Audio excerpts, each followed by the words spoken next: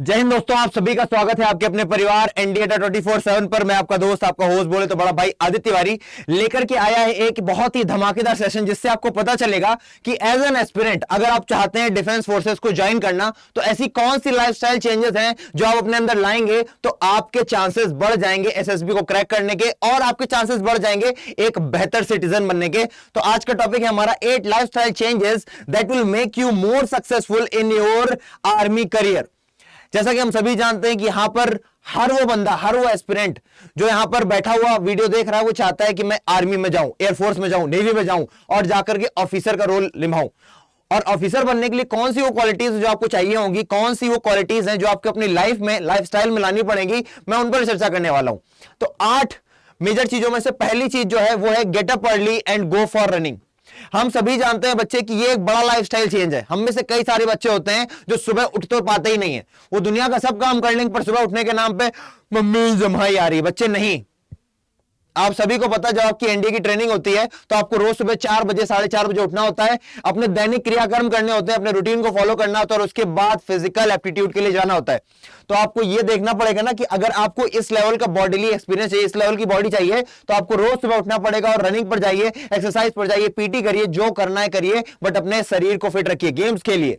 ठीक है, पहली बात क्या है जो हमें चेंज करनी है बच्चे, जल्दी उठने की आदत डेवलप करनी है। लोग कहते हैं कि देर तक पढ़ाई करते हैं इसलिए जल्दी नहीं उठे। बच्चे देर तक मत पढ़ो 10 बजे 11 बजे सो जाओ। अगर तुम यूपीएससी के एस्पिरेंट होते, अगर तुम एसएससी के एस्पिरेंट होते, तुम चपरासी के एस्पिरेंट होते, तुम किसी और चीज के एस्पिरेंट होते, बच्चे मैं आपसे ना कहता, लेकिन आप सभी के सभी डिफेंस में जाना चाहते हो। और डिफेंस में जाने के लिए एक बहुत ही इंपॉर्टेंट चीज है बच्चे, क्या? Punctuality and determination. तो पंक्चुअलिटी आती है तब जब आप संयम के साथ जिंदगी को जीते हैं, सही समय पर सोते हैं, सही समय पर उठते हैं। आई होप आपको बात समझ में आ गई होगी। आपको जल्दी उठना है, ये पहला चेंज है जो आपको लाना है। दूसरी बात क्या भैया? फिजिकल फिटनेस, अपनी फिजिक पर काम करना है आपको। आप सभी जानते हैं कि इस लेवल का बॉडीली एप्टीट्यूड लाने के लिए कि आप खाइयां चढ़ सकें, नीचे जा सकें, कुछ भी कर सकें, उसके लिए आपको एक रफ एंड टफ बॉडी चाहिए, चाहे वो लड़का हो चाहे लड़की हो। आपको ट्रेनिंग में तो हार्ड किया ही जाएगा, लेकिन अगर आप अभी से अपने आप को ट्रेन करने लग जाएं, अगर आप अभी से रनिंग शुरू कर दें, अभी से लॉन्ग डिस्टेंस रनिंग करें, साइकिलिंग करें, है ना, और भी कई सारे घरेलू काम होते हैं उनको करें, काम करने से आप बचते हो बच्चे। तो इन सब चीजों को अपने अंदर इनकलकेट करो, फिजिकल फिटनेस को प्रायोरिटी दो पढ़ाई के साथ साथ, ठीक है ना। और क्या चेंज लाने की जरूरत है बच्चे? तीसरी बात है डेवलप हेल्पिंग एटीट्यूड। आप सभी देख रहे हो ना बच्चे, केवल और केवल आर्म फोर्सेस का काम यह नहीं होता है कि जाकर के सरहद पर लड़ाई करें, उनका काम सिर्फ लड़ाई करना नहीं होता है बच्चे। जब जब आपदा प्रबंधन की बात आती है, जब जब कैलामिटी मैनेजमेंट की बात आती है बच्चे, सबसे पहले जो रोल निभाते हैं वो होते हैं आपके कौन? वो होते हैं आपके आर्म फोर्सेस वाले। तो आप भी अगर उसको ज्वाइन करना चाहते हैं बच्चे, तो आपके अंदर भी हेल्पिंग एटीट्यूड होना चाहिए। वो कैसे होगा? एग्जाम्पल से बात करते हैं। आप देखते हो कि आपके घर के सामने से एक बूढ़ी दादी 2 तो बैग लेके जा रही है, इसमें सब्जियां या कुछ भी भारी है, और जा रही है, उनको दिक्कत हो रही है, पर कोई पूछता नहीं कि दादी आपका सामान उठा लें।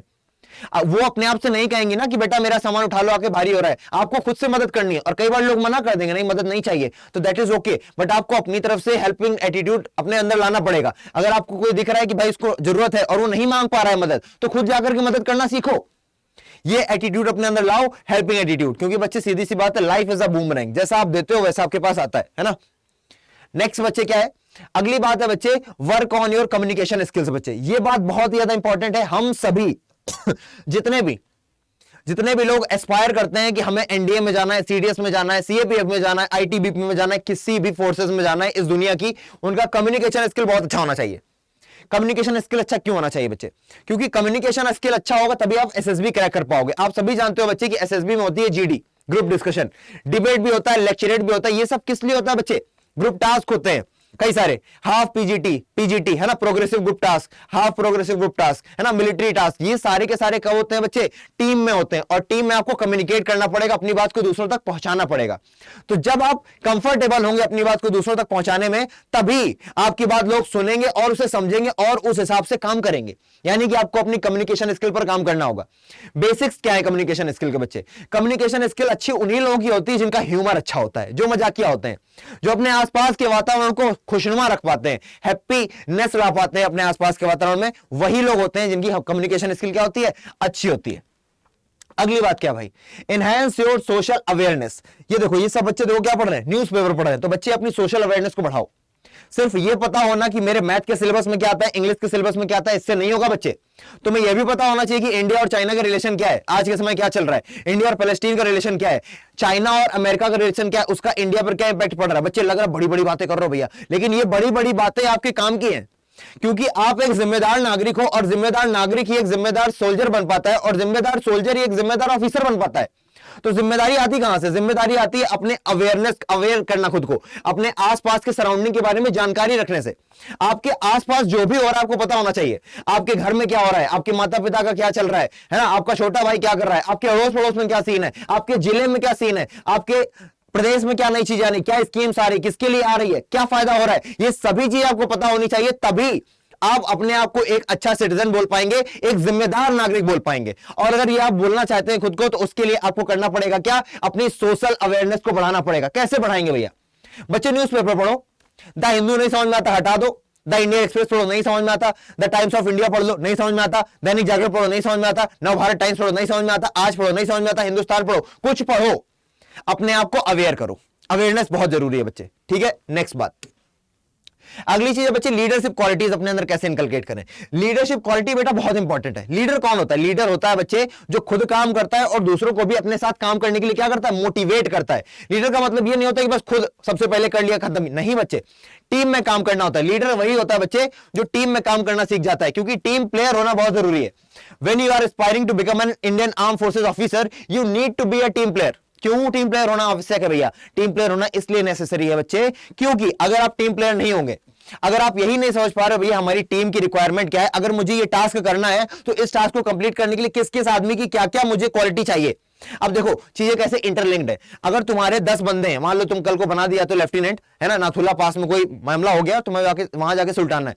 अब तुमको अगर 10 लोगों के बारे में पता है, पता कब होगा? जब तुम उनसे बात करोगे, और भाई रामलाल, और भाई सीताराम, और भाई अब्दुल कैसे हो, सबसे जब बात करोगे बच्चे तब तुमको पता चलेगा भैया किसकी कौन कौन सी क्वालिटीज है। कोई पता चला शूटिंग में अच्छा है, कोई पता चला हैंड टू हैंड कॉम्बैट में अच्छा है, कोई पता चला बॉक्सिंग में अच्छा है, कोई पता चला उसमें अच्छा है, वो जो एवियंस वाले काम होते हैं, जो रेडियो वाले काम होते हैं। तो बेटे जब आप बात करोगे लोगों से तब आपको पता चलेगा, और उसी तरीके से आप उनकी क्वालिटीज को यूटिलाइज कर पाओगे, है ना। आपको ह्यूमन रिसोर्सेज का फायदा तभी उठा पाओगे ना जब आप ह्यूमंस के बारे में जानते हो। तो इसीलिए कम्युनिकेशन इंपॉर्टेंट है, और कम्युनिकेशन जब अच्छी होगी तो आप अपने आप टीम प्लेयर बन जाएंगे। नेक्स्ट बात क्या बच्चे?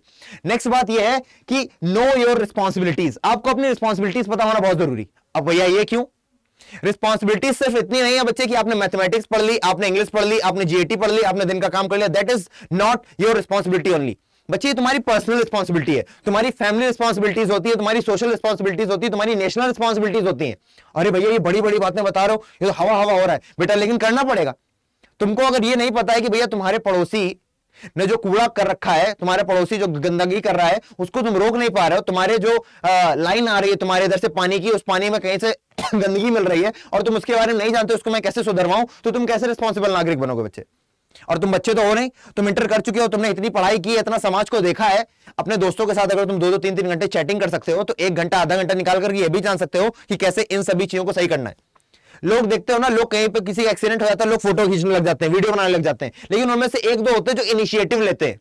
वही होते हैं रिस्पॉन्सिबल पीपल, जो जाकर के ये देखते हैं मेरा समाज के ऊपर दायित्व है, समाज ने मुझे बनाया, मैं समाज में अपना योगदान दूंगा। कैसे दूंगा? इसी को बोलते हैं सोशल रिस्पॉन्सिबिलिटी। कैसे दूंगा? लोगों की मदद करके, ना कि वीडियो बना के। ठीक है, कोई पिट रहा है, मान लो 10-15 लोग मार रहे हैं, अब जाके तुम भी कूद गए तो तुम पागल हुए। तुमको उस समय क्या करना है? तुमको उस समय पुलिस को कॉल करना है, 4-5 लोगों को इकट्ठा करके जाके लड़ना है। अकेले लड़ोगे तुम भी पिटोगे, समझ रहे हो? तो इन सब चीजों को, नजाकतों को समझो बच्चे, रिस्पॉन्सिबल होना इज वेरी इंपॉर्टेंट। चलो, और लास्ट बात बच्चे, लास्ट जो आपके अंदर लाइफस्टाइल चेंज आना चाहिए कि अपने अंदर ये उत्साह लाओ, एंथुजियाज्म लाओ। ये देखो, ये वाला तो सबने मूवी देखी ना, हाउस जोस हाई सर, सबने देखी है ना बच्चे। तो अपने अंदर एंथुजियाज्म लाओ, क्योंकि जो बंदा खुद एंथुजियास्टिक होता है उसके आसपास का माहौल भी एंथुजियास्टिक और उत्साहपूर्ण होता है। तो जब आप खुद के अंदर उत्साह ला पाएंगे, तभी आप अपने आसपास के माहौल को खुशनुमा और हैप्पीनेस से भरपूर बना पाएंगे। क्या मेरी बात समझ में आई? अगर मेरी बात समझ में आई है तो कमेंट सेक्शन में जरूर लिखना, हाँ भैया मैं इन सभी चेंजेस को लाऊंगा। और अगर आपके पास कुछ और सजेशन है कि हाँ ये भी लाइफस्टाइल चेंज होना चाहिए, तो कमेंट सेक्शन में जरूर लिखिए। और जो भी मेरे खास बच्चे आदित्य शरणम गच्छामी लिखना बिल्कुल नहीं भूलेंगे। और सेशन की लास्ट बात, इस चैनल को इंडिया 24/7 को करेंगे सब्सक्राइब या फिर सब्सक्राइब करेंगे। क्यों करेंगे? क्योंकि भाई इसको जब तुम सब्सक्राइब करोगे तभी इस चैनल में जितने भी एनडीए से रिलेटेड इंपॉर्टेंट नोटिफिकेशंस आते हैं, इंपॉर्टेंट क्लासेस आती हैं, आप उन तक अपनी रीच कर पाएंगे। ठीक है, तो आई होप सभी को बात समझ में आई होगी। अपने अंदर ये क्वालिटीज लाने की कोशिश करें, अपना ध्यान रखें और अपनों का ध्यान रखें। जय हिंद, मिलते हैं अगली क्लास में।